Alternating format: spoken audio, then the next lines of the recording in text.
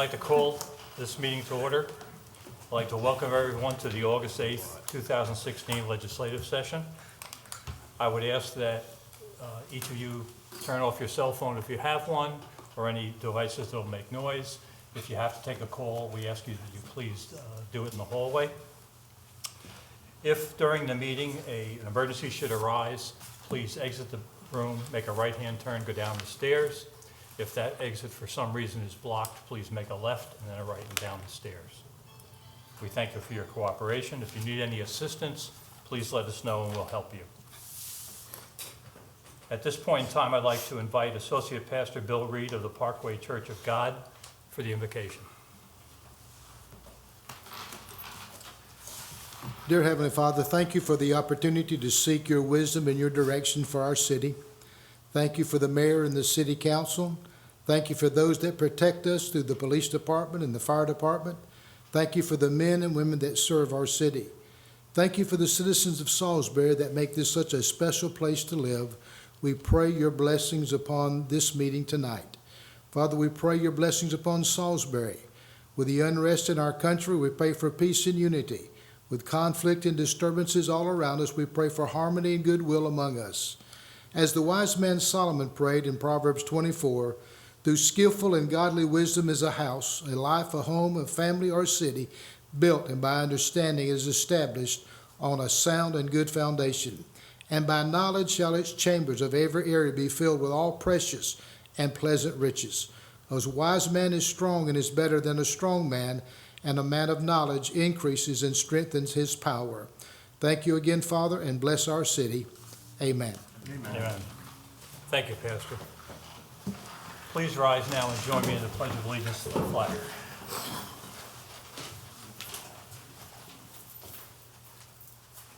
I pledge allegiance to the flag of the United States of America and to the republic for which it stands, one nation, under God, indivisible, with liberty and justice for all.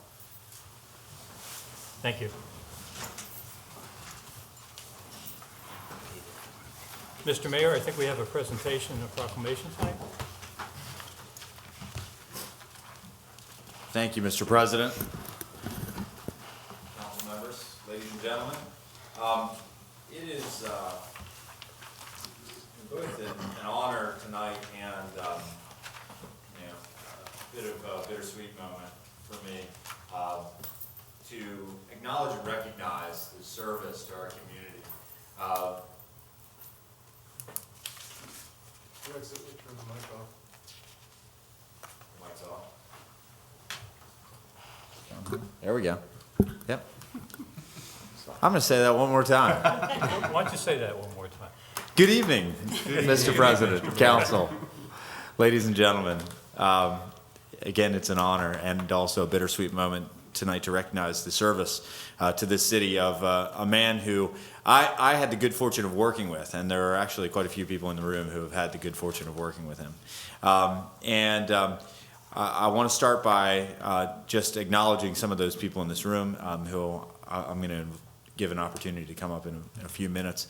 But first I want to recognize from our Planning and Zoning Department, I want to recognize Beverly Tull, Gloria Smith, and Jack Lennox, the Planning Director. Also from our Planning and Zoning Commission, Chip DeShiel, the Chairman, Scott Rogers, and our City Council President, Jack Heath, as well as the man of the hour, Jim McGill. Jim, if you don't know him, he is an incredibly intelligent, thoughtful, careful. Yeah, it's true, Jim. You may not want me to say it, but it's true. And thoughtful man who has given of himself not only to this city, also to our state, to our community, our country, so much. And Jim is an incredibly talented person. But I got to sit next to him behind this table on the Planning Commission, and got to sit next to somebody with decades of experience beyond my short years, and got to learn so much from him. And I'm grateful for that opportunity in those times.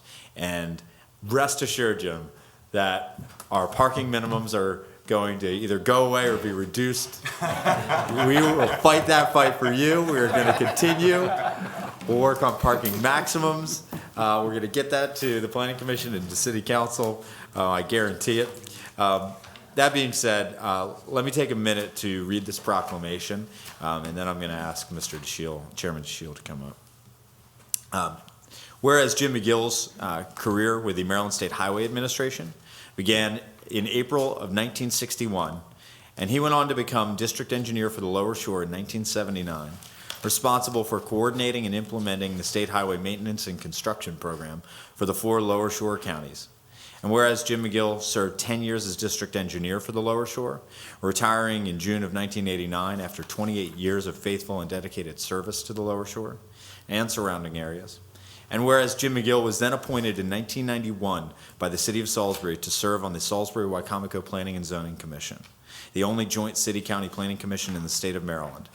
And whereas Jim McGill went forward from 1991 to serve 25 years on the Planning and Zoning Commission, earning the respect of fellow commission members, so much so that they chose him as vice chairman of the commission, as well as the longtime commission representative to the Maryland Planning Commissioners Association. And whereas Jim McGill, throughout his tenure on the commission, also served as the commission representative on numerous local initiatives, and most notably the Natural Resources Conservation Advisory Committee and the Technical Advisory Committee of the Salisbury-Wycomico Metropolitan Planning Organization.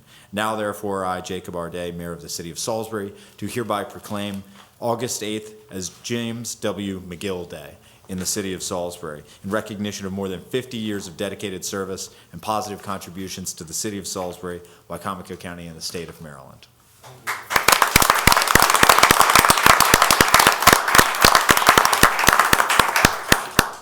Jim, before I ask you to come up, I'm going to ask Mr. DeShiel to please come forward.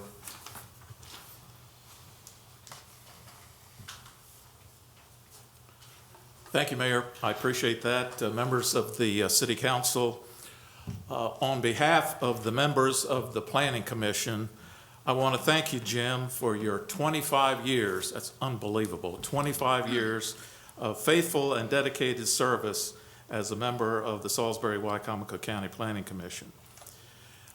You have always offered thoughtful, reasoned, and practical insights to the matters that have come before the Commission. We will particularly miss your historical perspective over these 25 years of all of the issues which have come before us. We wish you good health. We wish you happiness in the years ahead. You've been a valuable and respected member of our commission and of this community. And most importantly, you have been a great friend to every single one of us. And for that, we say thank you and hope you'll stay in touch with us. Thank you very much. Thank you. Can I ask you to come up here, Jim?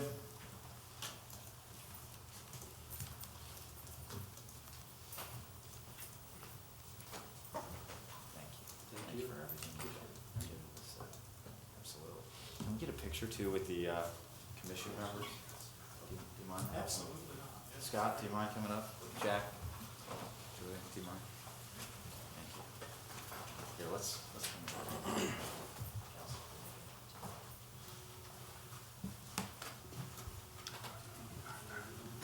Yeah, let's.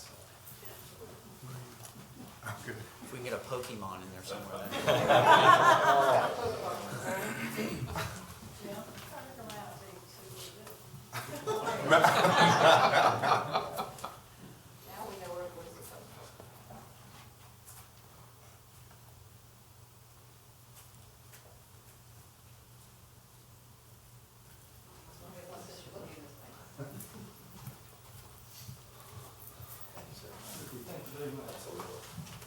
This is a turnaround for me, sitting on this side of the table here.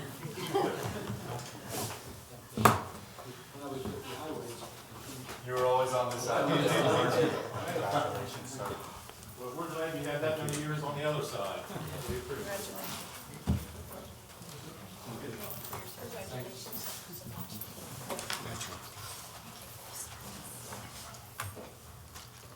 And the only one thing I had to say was, you mentioned decades of service. Well, I've been around for a couple of years, over 8 decades. 2.5 of them were from the planning commission. And when you think about time passing and how quickly it goes, life is sort of like a roll of toilet tissue. The closer you get to the end, the faster it goes.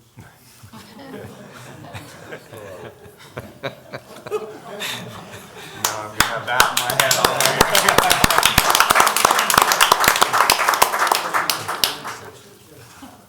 Before we proceed, I have to say that I've only been on the planning commission since I became president of the council. But one thing I learned very quickly, things progress on the planning commission and people have their say. And then when tough questions come up and things that we need a little bit of help with, if you watch everybody, it always happens like this. And Jim would sit there, and everybody would look at him and wait for the wisdom that came out so that we could get some guidance on how we should behave. So thank you, Jim. Appreciate it very much. Yeah. Okay. We also, this evening, have a community organization presentation. At this time, I'd like to invite Executive Director Kathleen Momay of the United Way of the Lower Eastern Shore to come up for a presentation.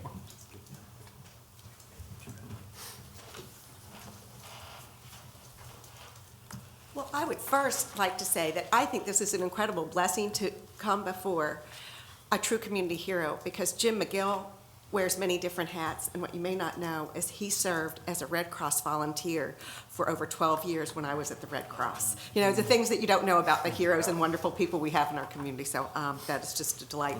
Well, I'm actually here to, at the very beginning of our campaign, we have not kicked off our campaign yet. That will be September 8th.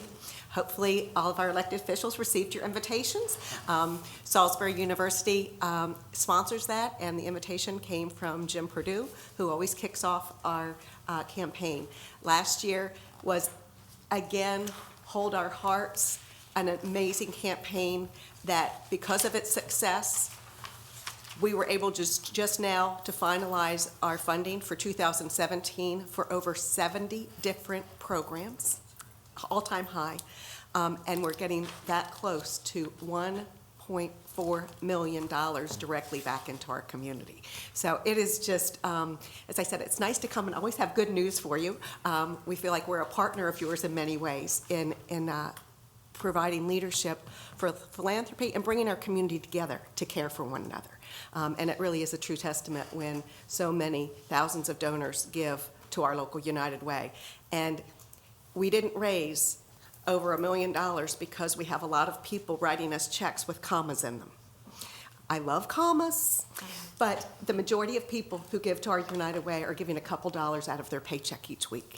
And they say, you know, I get to be a part of something bigger that I normally wouldn't. And hats off to you as leaders of our city, as well as the employees here of the city. Last year, we have our top 50. As you can imagine, who's number one? Of course, Purdue is number one. They raised over $331,000. Yes, I love those eviscerators. I love the guys on the line. I love the live haul guys. They are just some of the most caring people. But we don't have a lot of Purdue's.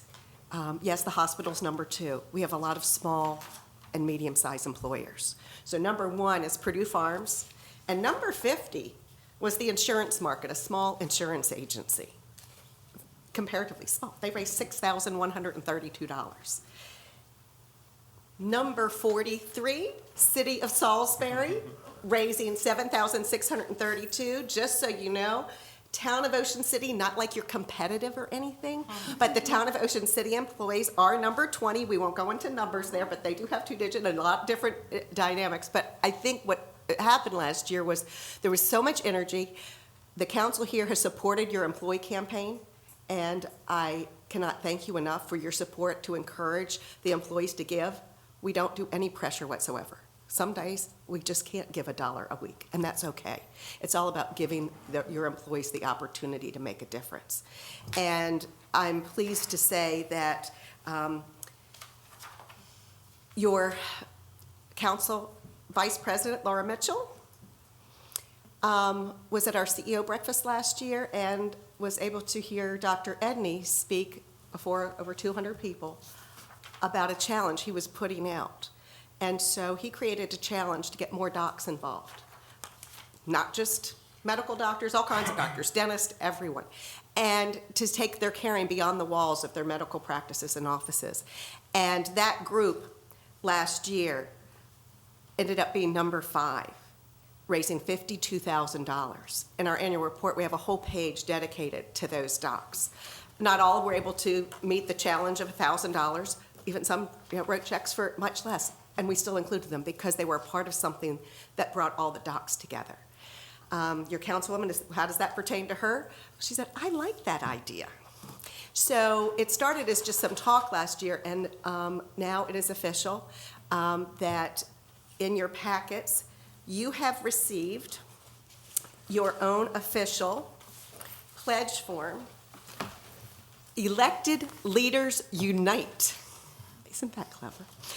To bring all, on the whole Lower Shore, all the elected officials, not just here, City of Salisbury, but I must say, you have a lot to be proud of to say, guess what, it started here. There's some bragging rights to be started here. We were kicked this off 2 weeks ago at the Eastern Shore Mayors Association meeting in Berlin, and we'll be going to every municipality to ask as well if you would start the process before your employees even have the opportunity to give, so that we can see and have a whole page dedicated to our elected officials for giving back at any amount. And again, it's not the total, it's a matter of being a role model for giving back to our community through our United Way. We will be announcing this. We won't have finished it because I think we counted, I sent Laura the list of all the different council meetings, and I think there's about 20 we have. We're going to go on quite a roadshow in the next month to ask everyone to be a part of this effort, and then we will be announcing it on September 8th. So in your packets, you have, you're a little different than normal because you will be counted as a part of the city campaign, not double counted, but double recognized as a part of the Elected Officials Unite campaign. So I think that's something, too, that we probably haven't done. Many of our elected officials have always given, and we probably have not shown the role model you are. So this, tonight, you have a special letter from Laura in there. And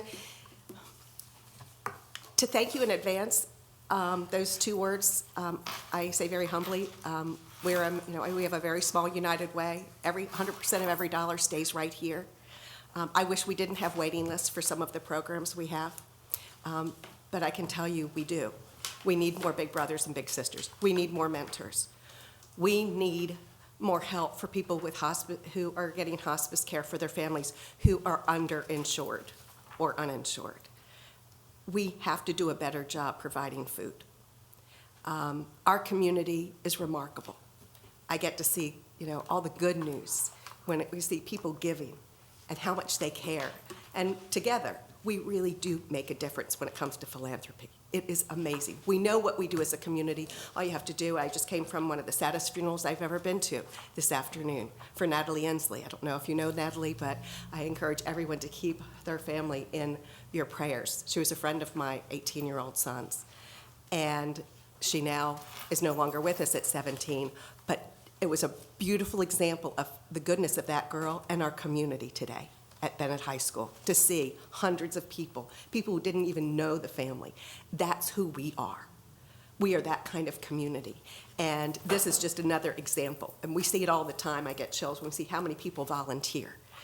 We're putting the numbers on that, but it's pretty incredible right now. We can talk about raising over $1 million through small gifts, but we're doing a good job, we can do a much better job at United Way, of calculating the true volunteer impact of just we have 280 companies and organizations that give their employee this impact. I just met with Purdue today to talk about actually formalizing that, to look at the impact they have beyond the dollars they give back, the true people power of giving back to their churches, to their nonprofits, to city council commissions and committees.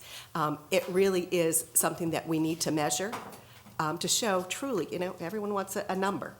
And we're going to do a good job with that. I hate to say, but a volunteer, and we look at national statistics, a volunteer's and they average it, but the value you can give a volunteer for an hour is $19.82. Don't know where that came up with, because I know a lot of people who are well worth more than $19.82 an hour. But again, it's a national guideline that we're going with, that we also measure our own impact within our own United Way with our hundreds of volunteers. So that's something that we're looking to do, and hopefully can share that as well, of what the impact of the city employees here give back. Sounds impossible, but I've seen so many software packages and things that have made our life so much easier with technology. So we are looking to help show that, and you have information in here. I hope you just don't put it to the side. We want you to be the first ones to step up to the plate. And even if your gift out of your, and I know they're not hefty salaries as members of the city council, but even if it's $26 a week, or not, ooh, that would be good. I meant 50 cents a week. But $26 at the end of the year, that would be one book through our Imagination Library program that we're gonna be able to deliver to a child in our community. I'm pleased to say that in the past 3.5 years, we have now delivered over 70,000, actually 72,000 books to children from birth to 5 years old, and we are this close right now to being able to ensure that every baby born at PRMC will automatically be enrolled in that program.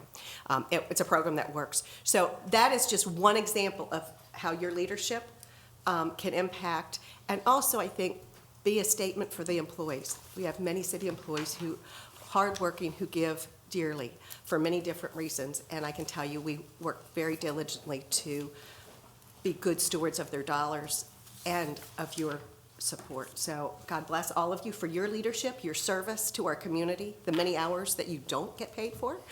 It should be a volunteer job, yes.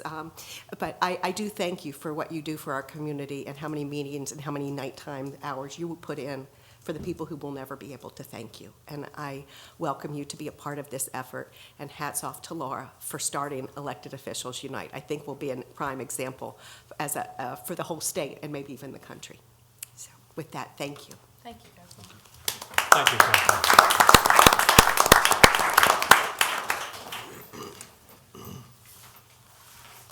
At this time, I would like to entertain a motion to adopt the legislative agenda as moved. presented. Second. Ms. Mitchell, Ms. Jackson. I'll now call for the vote. All those in favor, please signify by saying aye. Aye. And the chair votes aye. I'll entertain a motion to approve the consent agenda. So moved. Second. Mr. Boda, Ms. Mitchell. Good evening, Ms. Nichols. Good evening. On the consent agenda this evening, we have resolution number 2652, approving the Maryland Department of Natural Resources Community Parks and Playgrounds grant application for funding for 2 projects. Phase 2 of the Salisbury Skate Park, and also funding assistance for the West Salisbury Little League Ball Field Lighting Project. And that's it for the consent agenda. Any questions? I'll call the vote. All those in favor, please signify by saying aye. Aye. And the chair votes aye. I'll now entertain a motion to approve Resolution 2653 to establish a Human Rights Advisory Committee. Second. Ms. Jackson and Ms. Mitchell. Mr. Thank you, Stevenson. sir. Resolution 2653 creates a Human Rights Advisory Committee. The committee shall advise the mayor on strategies to strengthen ties between our diverse communities. The committee will advocate on behalf of the citizens at the city, state, and federal level, on behalf of those who have been or could become victims of discrimination. The committee shall be made up of 13 members. Members will be appointed by the mayor with approval from the council. The group shall consist of 2 representatives from a national or racial minority, 2 representatives from the LGBTQ community, 1 high school student, and 2 members of local religious organizations. The term shall be set for 4 years. The terms will be staggered so as to not have everyone come off of the committee at the same time. The committee shall meet at least 6 times per year. A member of the council shall serve as a liaison for the city council, attend regular meetings, and provide a report for the city council. As well, a member of staff and someone from the solicitor's office will serve as a staff liaison to the committee. They shall attend regular meetings and provide a report for the mayor. This resolution articulates the bylaws of the committee, which along with the makeup and membership include the purpose and definitions. That concludes the staff briefing. Thank you. Questions? I want to thank Councilman Ireton for bringing this forward and pushing us in the right direction on this. Thank you. I second that. Absolutely. Okay, we'll now call the vote.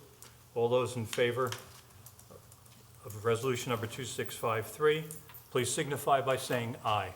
Aye. Aye. And the chair votes aye. Thank you all. Thank you, Mr. Stevenson.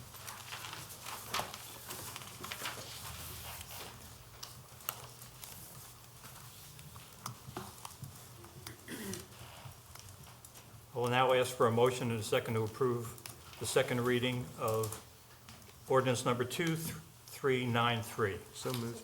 Second. Mr. Boda, Ms. Jackson. Good evening, Mr. Tillman. Good evening. It's an ordinance of the City of Salisbury, Maryland pursuant to Chapter 17.228 of Title 17 zoning of the Salisbury Municipal Code and Section 4.04 of Article 66B of the Annotated Code of Maryland for the purpose of amending Section 17.84.020 to add apartments up to 4 units in the office and service residential district. Whereas the ongoing application, administration, enforcement of Title 17 and the zoning of the Salisbury Municipal Code demonstrates a need for periodic review, evaluation, and amendment that will keep Title 17 current, whereas the mayor and city council may amend Title 17 zoning of the Salisbury Municipal Code pursuant to the authority granted under Article 66B of the Annotated Code and in accordance with the specific provisions of 17.228 amendments and rezoning of Title 17 zoning. And whereas the mayor and city council requested that Salisbury Planning and Zoning Commission periodically review Title 17 in light of existing procedural practices and input from the city council and members of the public, and whereas Nick Simpson, First Move Properties LLC, submitted an application to amend the text of Section 17.84.020 to add apartments up to 4 units in the office and service residential district, and whereas a public hearing on the proposed amendment was held by the Planning Commission in accordance with the provisions of Chapter 17.228 of Title 17 zoning of Salisbury Municipal Code on April 21st, 2016, and whereas the Planning Commission did recommend approval of a modified text amendment to Section 17.84, now therefore being enacted and ordained by the City of Salisbury, Maryland, that Title 17 zoning of the Salisbury Municipal Code is hereby amended as follows. Number 1, amend Section 17.84.020, permitted uses by adding the following. A, apartments up to 4 units within a residential use building or in a mixed-use building, including other uses permitted in the district. And then Roman numeral 2, amend Section 17.168.030C2, apartment standards, permitted density, office and service residential, by deleting that section in its entirety. Be it further ordained by the City of Salisbury, this ordinance shall take effect from and after the date of its final passage. We will now have open the public hearing on this ordinance. Anyone who wishes to speak, please stand and be sworn in by the clerk.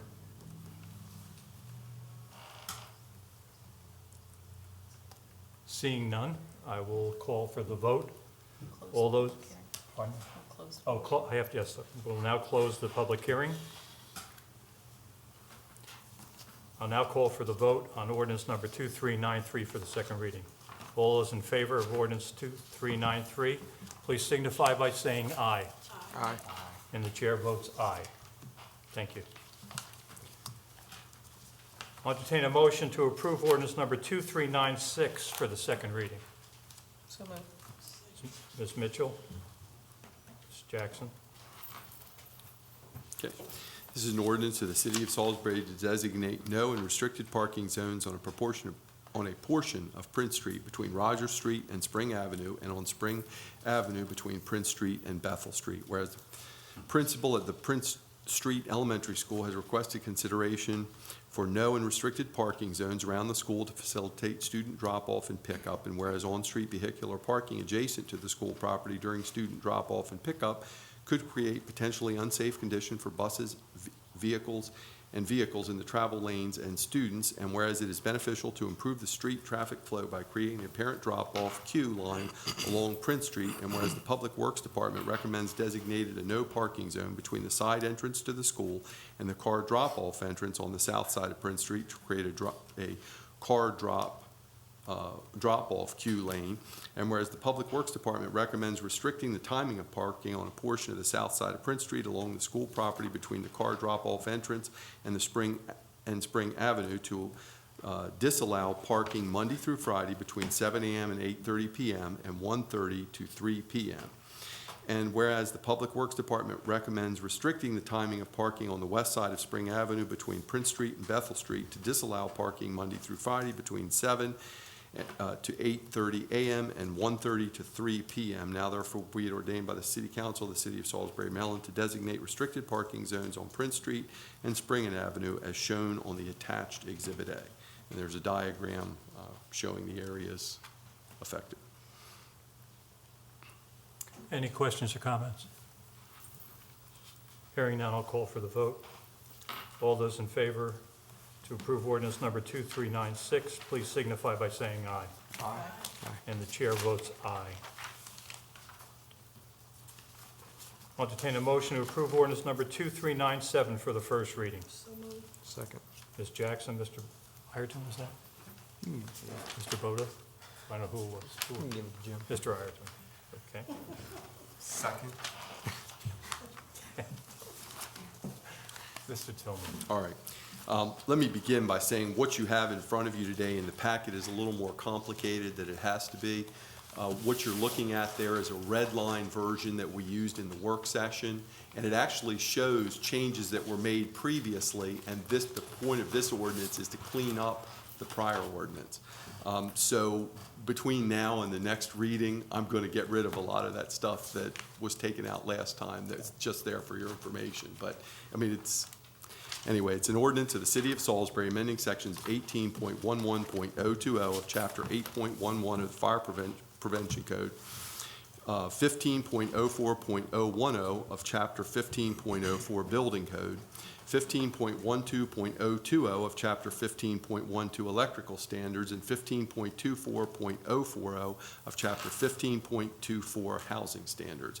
Whereas the ongoing application, administration, and enforcement of Title 8 Health and Safety and Title 15 Buildings and Construction of the Salisbury Municipal Code demonstrates a need for its periodic review, evaluation, amendment to keep them current, and whereas the mayor and city council may amend Chapter 15.04 Building Code pursuant to the authority granted in SC 2-15 of the Salisbury City Charter and Section 12.501 at SEEK of the Public Safety Health Maryland Annotated Code and related COMAR regulations. And whereas the mayor and city council have requested that the Department of Building Permits and Inspections periodically review the code in light of existing building trends and practices and code updates.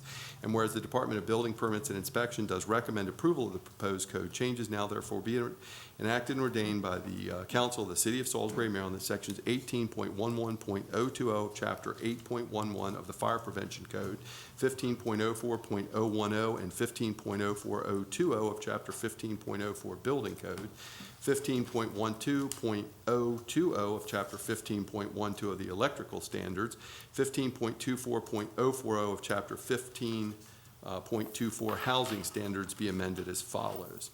And under the heading 8.11.020 amendments to the state fire prevention codes, what we're doing there is just taking the NFPA 101 Life Safety Code and it is being updated to the 2015 edition. The rest of the language remains the same. The same with under Section B, the NFPA 1 Fire Code is being changed from 2009 to 2015, which is the current edition. The rest of those are not changes. Under item C, the International Building Code is being reflected to, being updated from 2009 to the 2015 editions. One of the other cleanup provisions in there is if you go down to 15.04.010, adoption of standard codes, They were listed there A through G, and the Maryland Accessibility Code should be added as item H. That was one of the missing items that we discovered. And then under 15.12.020, the National Electric Code is just being, the current edition is the 2014 edition. And under the section 15.24.040, the reference standards, what we're doing there, a lot of that you see scratched out was really taken out last time. What's really going to remain in there is we're just making reference to the International Building Code, the current 2015 edition, number one. Number two, the International Residential Code, 2015 edition. International Energy Conservation Code, 2015 edition. Those items 2 through 7 are in there. What we've done now, if you look at what were previously listed, I think on the draft is 6 and 7. The Maryland Accessibility Code and the National Electric Code, inadvertently, those items reflect what was done last time when they were accidentally taken out. Those are the two items that we're adding back in with this correction. And so those, rather than having a line through them, should not have a line through them. And then the National Electric Code 2014 edition instead of 2009 edition is item 9. So it'll be items 1 through 9 listed there. And then the rest of it, we're just demonstrating what was taken out the first time. That's not even in the code at the present. So. Okay. Questions? Afraid to ask. Good. All right. Mr. Holland approves of this. Yes. All right, I'll call the motion. All those in favor to approve ordinance number 2397, please signify by saying aye. Aye. And the chair votes aye. I'll entertain a motion to approve ordinance number 2398 for the first reading. So moved. Second. Mr. Bowden, Mr. Ireton. Okay, this is ordinance number 2398, an ordinance of the City of Salisbury approving an amendment of the FY17 budget to appropriate funds for traffic equipment repairs and maintenance. Whereas as a result of work performed by the Wycomico County Board of Education at the entrance to Parkside High School, improvements were required at a city-owned entrance to Parkside High School, improvements, wait a minute. I think I skipped a line there. Whereas as a result of work performed by the Wycomico County Board of Education at the entrance to Parkside High School, improvements were required at a City of Salisbury-owned traffic signal on Beagland Park Drive. And whereas the City of Salisbury Traffic Division of Public Works Department made the necessary repairs to the traffic signal, and whereas the Wycomico County Board of Education reimbursed the city for actual expenses, and whereas the Traffic Division budget should be increased to accommodate these efforts, now therefore be it ordained by the City Council of the City of Salisbury, Maryland, that the city's fiscal year 2017 budget and Traffic Division equipment budget be and are hereby amended as follows. Number one, increase the miscellaneous revenue account 01000-456911 account by $5,139 and increase the traffic equipment account 22000-534302 by $5,139. Questions? All those in favor of approving ordinance number 2398, please signify by saying aye. Aye. And the chair votes aye. I'll entertain a motion to approve ordinance number 2399 for the first reading. So moved. Ms. Jackson? Second. Mr. Ireton? Okay, this is an ordinance of the City of Salisbury to abandon an area of land being a portion of an unnamed 20-foot wide alley accessed from the West Market Street and traversing city parking lot number 11. Whereas the unnamed alley is shown on the plat entitled Map of Property of the Salisbury Realty Company dated February 28, 1920, and recorded among the land records of Wycomico County, Maryland, in Plat Cabinet 117, Folio 999, is incorporated into the layout of the city parking lot 11. And whereas the portion of the unnamed alley to be abandoned is adjoining the city-owned parcels 1074, 1075, 1076, 1077, 1078, and 1079, that along with the unnamed alley make up the developed area of the city parking lot 11. And whereas the City of Salisbury Department of Public Works has determined that the abandonment of a portion of the unnamed alley is in the best interest of the city in order to improve the potential of Lot 11 for development, and whereas the Salisbury Charter, SC 11-2, gives the City of Salisbury charge of all public ways in the City of Salisbury, and whereas the Salisbury Charter, SC 16-8, allows the City of Salisbury to abandon or otherwise dispose of property that is not saleable, and whereas the City of Salisbury Department of Public Works has prepared and the city solicitor has reviewed the plat to abandon the unnamed alley and revert the 20-foot width of the portions of the unnamed alley fronting on parcels 1075 and 1074 to these city-owned parcels, a copy of which is attached as Exhibit A. And whereas the Director of Public Works provided the City Council a recommendation of the proposed road abandonment on July 18, 2016, City Council work session, now therefore be it ordained by the City Council of the City of Salisbury, Maryland, that the City of Salisbury abandons the 4,135.2 square foot area of the heretofore described unnamed alley, and that the mayor of the City of Salisbury is hereby authorized to execute the attached Exhibit A to convey the area to the aforementioned city-owned parcels. So in effect, you're giving up an alley to the city at this point, those parcels designated on the attached plats. Any questions? Hearing none. All those in favor of ordinance number 2399, please signify by saying aye. Aye. The chair votes aye. I'll entertain a motion to approve ordinance number 2400 for the first reading. So moved. Second. Ms. Mitchell, read that one too, and we'll give Mr. Ireton the second. Sorry, Mr. Vogt. All right, this is an ordinance of the City of Salisbury, Maryland pursuant to Chapter 17.228 of Title 17 zoning of the Salisbury Municipal Code and Section 4.04 of Article 66B of the Annotated Code of Maryland for the purpose of amending Section 17.216.080 wall signage permitted in the office and service residential district. Whereas the ongoing application, administration, enforcement of Title 17 zoning of the Salisbury Municipal Code demonstrates a need for periodic review, evaluation, and amendments that will keep Title 17 current, and whereas the mayor and city council may amend Title 17 zoning of the Salisbury Municipal Code pursuant to the authority granted under Article 66B of the Maryland Annotated Code in accordance with specific provisions of Chapter 17.228, amendments and rezoning of Title 17 zoning, and whereas the mayor and city council requested that the Salisbury Planning and Zoning Commission periodically review Title 17 in light of existing procedural practices and input from the city council and members of the public, and whereas the Wycomico Presbyterian Church submitted an application to amend the text of Section 17.216.080 regarding wall signage permitted for churches in the office and service residential district, and whereas a public hearing on the proposed amendment was held by the Planning Commission in accordance with the provisions of Chapter 17.228 of Title 17 zoning of the Salisbury Municipal Code on May 19, 2016, and whereas the Planning Commission did recommend approval of the proposed text amendment to Section 17.216.080, now therefore be it enacted and ordained by the City of Salisbury, Maryland, that Title 17 zoning of the Salisbury Municipal Code is hereby amended as follows. Amend Section 17.216.080 by adding item D as follows. Item D reads 1 square foot of wall signage per linear foot of building width up to a maximum of 30 square feet of non-illuminated or indirectly illuminated signage for the churches or church social or reception halls or church-related buildings.